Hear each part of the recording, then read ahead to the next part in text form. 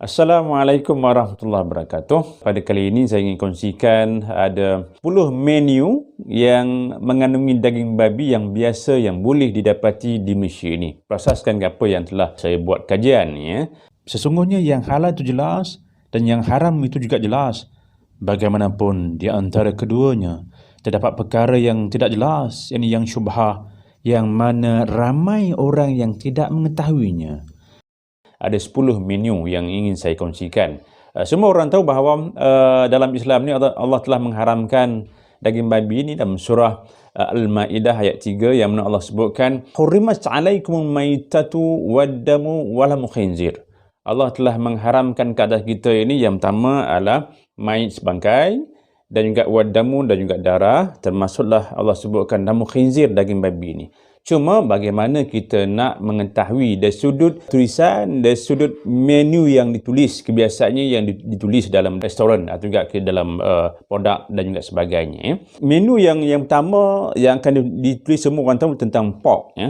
Pork ini adalah yang paling kerap digunakan dalam menu dan juga mudah untuk kita cari di restoran-restoran di Malaysia ini. Kalau restoran yang taklah dia akan tulis sebagai pork meat dan juga daging babi ini ya. Yang ni rasa memang senang untuk kita tahu bila ada tulisan pork, P-O-R-K, pork inilah daging babi ya. Itu yang pertama. Yang kedua adalah menu dalam bak kutih ya. Bak kutih, kalau kita pergi ke restoran yang biasa tulis bak kutih, memang kebiasaannya akan ada jual babi ini ya. Sebab bak ini adalah bak kutih, maksudnya adalah teh tulang babi. Teh tulang babi. Bak tu di-refer kepada daging babi yang biasa dalam tulisan Cina. Jadi sebab tu dalam persegi halal, walaupun bak kutih ni hanya rempah saja, tapi tulis bak kutih tidak layak diberikan segi halal itu ya. Itu disebut sebagai bak kutih ya. Yang keduanya adalah menu yang akan ada tulis bacon. Bacon ialah satu yang dianggap sebagai hirisan daging babi yang disalai. Yang menjadi kegemaran ialah kalau kita lihat di sebelah barat, banyak yang kata daging babi yang disalai ini disebut sebagai bacon.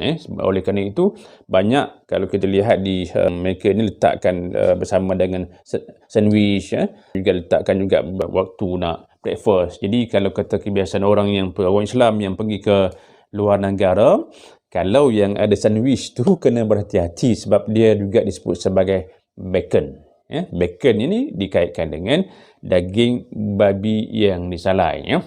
Termasuk jugalah kalau kita pergi ke restoran-restoran makanan segera di luar negara, biasa dia akan sebut sebagai bacon untuk diletakkan juga dalam sandwich ya. Yang keempatlah swine. Swine ini adalah istilah lain yang dipanggil kepada istilah babi ni. Juga kalau dalam bahasa Arab disebut sebagai khinzir, tapi dalam hal ini saya kena sebut juga istilah babi sebab babi adalah dalam bahasa Melayu dalam bahasa Melayu. Kalau kata khinzir barulah dalam bahasa Arab ya. Kalau sebut khinzir ni dia tak rasa babi sangat. Sebab tu saya kena kekalkan dengan istilah nama babi ini. Dan juga dalam bahasa Inggeris cukup banyak. Ada yang disebut sebagai 33 istilah babi dalam bahasa Inggeris ini. Cuma untuk kali ini saya nak kaitkan untuk yang dikaitkan dengan menu saja, menu makanan yang biasa yang ada di Malaysia ini. Baik. Kalau dikaitkan dengan swan tadi, termasuklah juga hog dan juga pig. Itu adalah yang sebelum dijadikan menu ya. Kemudian kita lihat cha siao. Cha siao. Kalau sebutan saya tak betul, mungkin kena rujuk orang yang memang fasih berbahasa Cina ni. Tapi dalam apa yang saya baca disebut sebagai cha siu. Cha siu juga cha siao. Siu ini adalah asal perkataan daripada Cina yang merujuk kepada daging babi panggang yang dibuat secara barbecue. Daging babi panggang yang dibuat secara barbecue. Biasanya cha siu ini akan agak berwarna macam merah, kemerah-merahan sikitlah, atau juga merah muda ya. Jadi kalau kita nak tengok yang jenis barbecue yang merah muda ni, kena tanya betul-betul sama ada ianya datang daripada daging biasa atau juga daging babi ya. Kemudian yang keenamnya adalah cunyuk. Disebut sebagai cunyuk ya. Kemudian ini juga hidangan-hidangan yang makanan orang Cina yang dipanggil sebagai cunyuk ini. Jadi kalau kata yang duk sukakan makanan-makanan Cina ni, Chinese food ini, berhati-hati dengan istilah nama ni. Walaupun kita lihat ada nama-nama yang bukan asalnya juga nama babi. Contohnya lah sekarang ni sebagai disebut sebagai bak kutih ke, cunyuk juga, atau juga char siu. Walaupun dikata bukan babi, tapi namanya itu telah dikaitkan dengan nama babi. So menu-menu ini tidak dibenarkan untuk kita orang Islam yang nak makan. Sebab tu kita jangan rasa terkeliru dengan nama-nama ni, ya.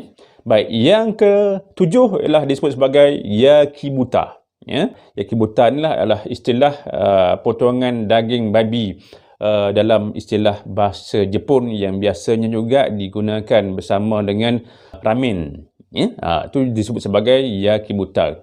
Oleh kerana itu, kita yang biasa duk pergi berkunjung ke restoran Jepun kena berhati-hatilah. Ya, baik. Jangan kita duk main bedal sajalah. Yang ke-8 ialah disebut sebagai diwiji. Diwiji ke diwiji lah. Tapi istilah yang peminat-peminat kepada makanan Korea ni. Kepada orang yang minat dengan menu Korea, kena pastikan anda tahu makna yang disebut sebagai diwiji ni. Kan? Diwiji ni, ya. Jadi biasanya menu ini adalah seperti menu kalau kata bulgogi ke, atau juga galbi. Ni adalah makanan Korea. Sebab sekarang banyak makanan Korea yang telah masuk ke Malaysia. Ada yang halal, ada yang tak halal. So kita kena cari makanan-makanan yang tiada tulis menu-menu ini, ya. Baik. Yang seterusnya disebut sebagai tonkatsu.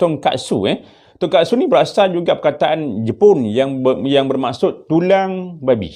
Ya? Tonkatsu adalah maksud tulang babi. Biasanya juga dijadikan kuah ramen. Ya? Kuah ramen. Jadi kepada orang yang minat masuk makanan di restoran Jepun yang minat ramen ini, kena lihat juga jangan ada yang ditulis sebagai tonkatsu ni, ya. Yang ke-10 adalah ham. Ya. Ham lah, kita pergi hamburger, kan. Dan juga kalau kata orang yang menggunakan istilah ham ini, jangan gunakan istilah ham lah. Ham juga dirujuk kepada peha babi, kan. Peha babi yang dihiris, ya. Hirisan dengan daging babi ini yang kebiasaannya diambil daripada bentuk peha ni, ya. So dalam hal ini kita kena tahu istilah daging babi ini, istilah yang banyak digunakan dalam menu. Itu belum lagi kita bincang istilah-istilah daging babi dalam perubatan, dalam kosmetik, yang itu kita akan untuk siri-siri yang lain. Ini hanya untuk fokus kepada menu-menu yang mengandungi menu daging babi dalam makanan. Oleh kerana itu, kita sebagai seorang pengguna yang minat nak makan harus boleh. Cuma kita kena ketahuilah bahawa istilah-istilah yang dikaitkan dengan babi ini, juga yang paling utama, carilah yang ada logo halal. Yang ada logo halal itulah yang seharusnya kita kena masuk, kita kena makan. Yang lain kalau kata was-was, tinggalkan. Apatah lagi dengan nama-nama ini. Sebab kita kena faham bahawa babi istilah bahasa Melayu, khinzir istilah bahasa Arab, juga nama-nama yang saya sebutkan tadi, kadang-kadang kita tak tahu dia merupakan benda yang diharamkan sebagaimana yang telah Allah perintahkan, yang telah Allah firmankan dalam surah Al-Maidah ayat 3 yang saya bacakan tadi. Jadi sekian, Assalamualaikum warahmatullahi wabarakatuh.